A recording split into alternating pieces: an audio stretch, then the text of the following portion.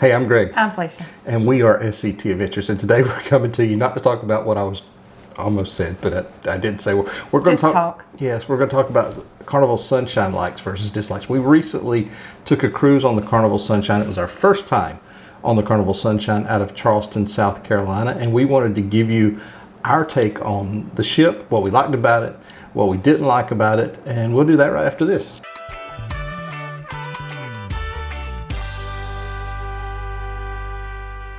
So, the things that we liked and didn't like about it. Before we get into that, if you've never subscribed to our channel, where have you been? We've missed you. Go subscribe right now. Click the subscribe button. Click the notification bell.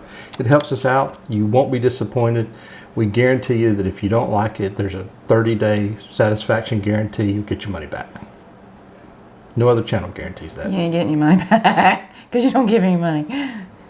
Yeah, that was the point. Anyway, let's get into some details before we get into the likes and dislikes. Here's the details about the ship. All right, first off, the deets is the cool kids. That's what all the cool kids say. They call it deets. No, they don't. They don't. No. So the Carnival Sunshine was formerly the Carnival Destiny. It's a little bit smaller than the Conquest class ships, which is probably our favorite. You're crying because you made me. It was formerly the Carnival Destiny. It was renamed the Carnival Sunshine in November of 1996. They did a $155 million makeover on the ship to make it the Carnival Sunshine. Wow. It's 102,853 gross tons.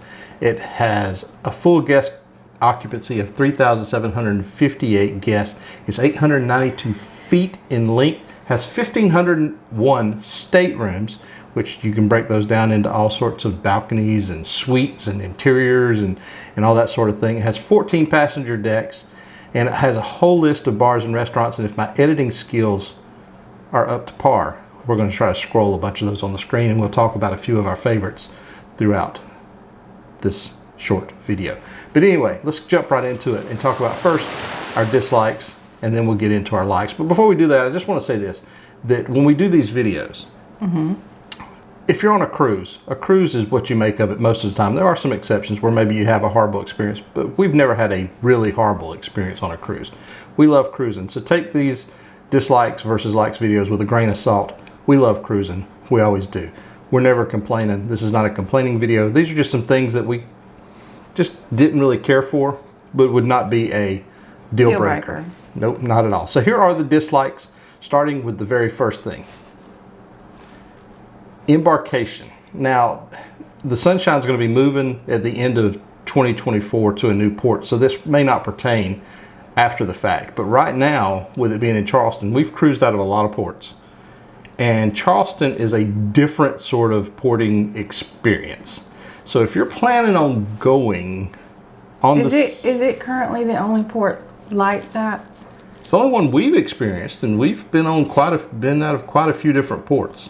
And we've had some bad experiences at ports. Don't get me wrong, where we've stood in line for hours. Our most recent MSC experience would be one.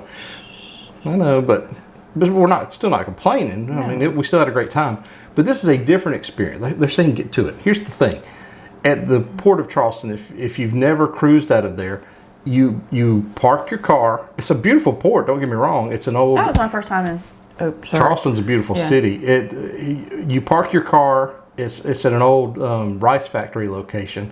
You park your car. You go to a small warehouse facility, for lack of a better term, where you sit for a few minutes, and then you get on a shuttle bus. Then takes you to another small warehouse, which is right at the ship. You go through security there, and then you get on the ship. So it's kind of a twofold experience to get on the ship, which makes it a different experience because you have to get on a shuttle bus. They have itty bitty shuttle buses. They have really big shuttle buses, and depending on if you're carrying your luggage, some people like to carry their luggage on. You may have some carry on. You may have dropped some off at the port or whatever, but it makes it a different experience. So we just weren't fond of that experience. That'll all change when the ship moves. Here's a little tip for you. If you do carry your luggage onto the bus, give it to the bus driver and let him put it underneath instead of trying to squeeze in on the little seats. What are you trying to say?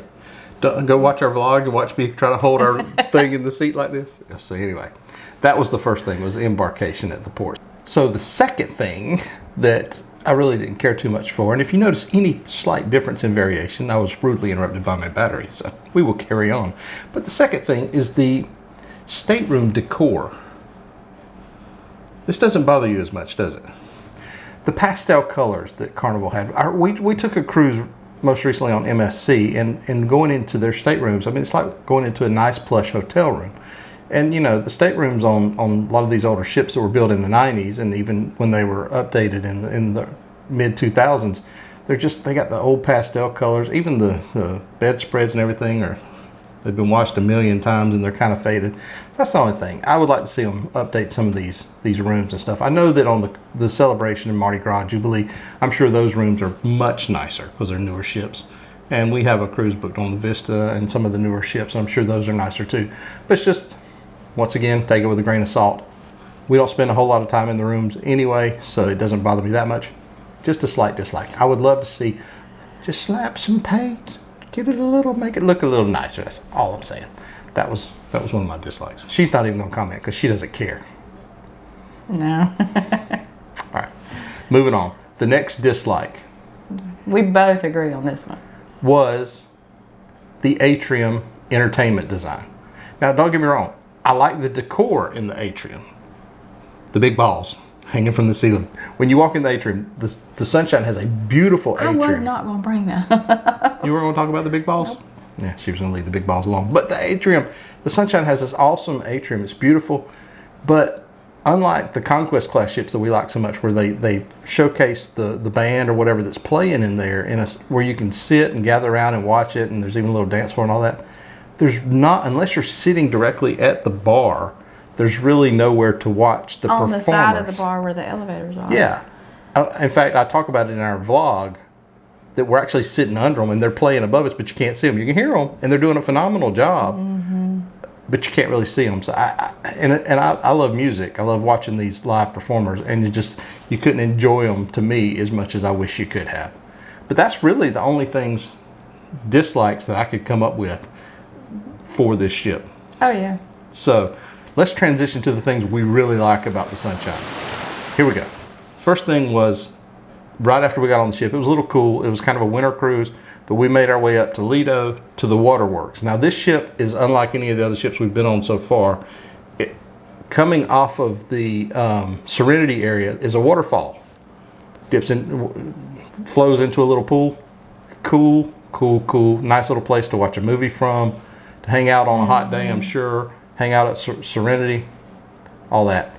The next thing that we really like about this ship, and we spent a lot of time here, was the Ocean Plaza. Yes. Love that area. This kind of reminded me a lot of the Magic.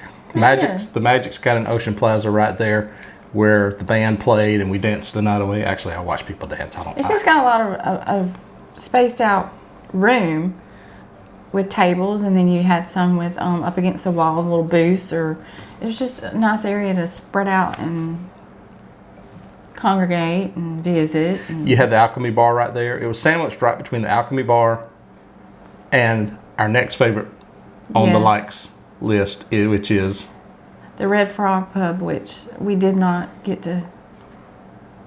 it justice. We didn't hang out there because we were too busy hanging out in Ocean Plaza. Yeah, we had some friends on this cruise that we spent a lot of time with. Shout out to Lisa, Journey with the Gingers. Playing games. Our friends, yeah, we hung out with. But normally we spend a lot of time just hanging out in the Red Frog Pub. That's one of our favorite places.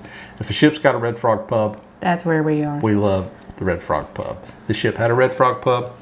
I think we went in there once. No, we went in a couple of times. But yeah, the Red Frog Pub, ship's got a Red Frog Pub. We love the Red Frog Pub. The next thing that we really liked about the Carnival Sunshine was on deck 5, they had redesigned this, and there's a little hallway. It's the promenade deck, and we'll call it the promenade. I call it the mall deck. But it's promenade, and you walk through it, and it's really nice. It's where the piano bar is. It's where the steakhouse is. Bonsai Sushi. I can't even talk. Bonsai Sushi. But it's a neat area. The comedy club's down there. but it's almost like walking the yellow brick road on Wizard of Oz. But it's really cool. It's a nice area. They did a really good job whenever they redesigned the ship of putting. They really updated that part of the ship. Yeah, if they could do the rooms like they have that there. But I'm telling you, it feels like a mall. Top notch. Great job on the promenade. And lastly, the thing that we really liked about this ship, and we spent a lot of time here as well, is the Havana bar area. I loved it. It's in the back. On the Lido deck at the back of the ship, they designed this area, the Havana bar area. On one side you have Gigi's Asian Cafe. The other side you have Cucina del Capitana. But in the middle is the Havana bar area. Almost all the time they've got some sort of finger foods that are Cuban cuisine. Yeah. And little snacks. And the food was phenomenal. It was really good. And you got these big glass windows that look out the aft of the ship. We never had a problem. These are bar height tables. Never had a problem getting a seat. It just wasn't really crowded back there. It was great. We loved the Havana bar area. But these were the things that we really liked and some of the things we kind of didn't like about it. But if you're thinking about taking a cruise on the Sunshine out of Charleston or even after it moves, we highly recommend cruising on the Sunshine. Oh, you won't be disappointed for sure. No, we love the Sunshine. So anyway, let us know if you've cruised, if you liked it, if you didn't like it, leave us a comment in the comment section below. If you hadn't subscribed to the channel, now would be a great time to hit the subscribe button, click the notification bell. Go check us out on Instagram, on Facebook, join our Facebook group. We got a lot of people hanging out in the Facebook group giving tips, tricks, information, and words that I probably still can't pronounce. We also got a TikTok. We got all sorts of stuff going on these days. It's cool. We also have a website that if you want some cool cruise t-shirts, you can check that out at www.cruiset-shirt.com.